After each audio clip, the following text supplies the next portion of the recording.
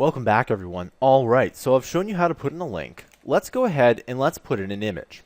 Alright, I wouldn't be giving you a good HTML tutorial if you didn't get an image. Now what I want you to do is go to any website and I want you to find a good image and I want you to right click and I want you to go to copy image URL. Now you can't really see that there because it came out of the video here, but you can just go to copy URL like that and then we can hop back in here. It's pretty simple. All you have to do is type in img src, which is source, equals, and then two quotes, and then close that off. And all you do is you put in the, you just put it in right there. And as you can see, it works out here. Now this image here is actually quite a bit bigger. And what you can do here is you can actually change the size. So watch this. Right now, the image works the way it works, right? It puts on the screen. We haven't changed anything. We can add a bunch of properties to this. So watch what happens when we put the width. We're going to go to equals and put a couple quotes. And let's say we put 100. That means the width of this image is going to be 100 pixels. If we type in 1,000, you can see that the width is 1,000. Now, obviously, if I take a look at this here, 1,000 stretches out this image, and you can see how it's all blurry. You never, ever want that. I'm just showing this to you for demonstration purpose.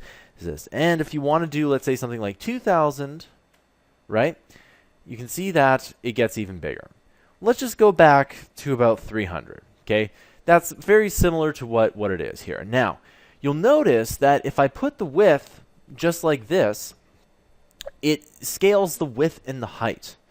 But if you want to make the height equal to something, let's say 100, like this, you can see that the height is now 100 and the width is now 300. Let's make this a box, all right? So everything is now distorted, and again, you don't want this, but I'm just showing you that if you put either one of width or one of height, it's going to scale it what we call proportionally, meaning that the width is going to be 300 and the height is going to scale proportionally. So if the width is 300 and the original, which is 2 times, so let's say we have 150 width and we scale it up to 300, so that's twice the amount of width, and the height was 100. If we just put the width down, the height would then be 200. It's pretty simple, okay? So if you want to go ahead and you can add in different kinds of, you can add in different widths to your image if you want to. However, it's best that you go and make the image to whatever size you need for the website. So if you are in Photoshop or something like that, and you need an image that's 300 by 100, make it 300 by 100. What you can get away with, however, is you can get away with shortening the image. So if you make something, let's say by 500 by 300, you can scale that down.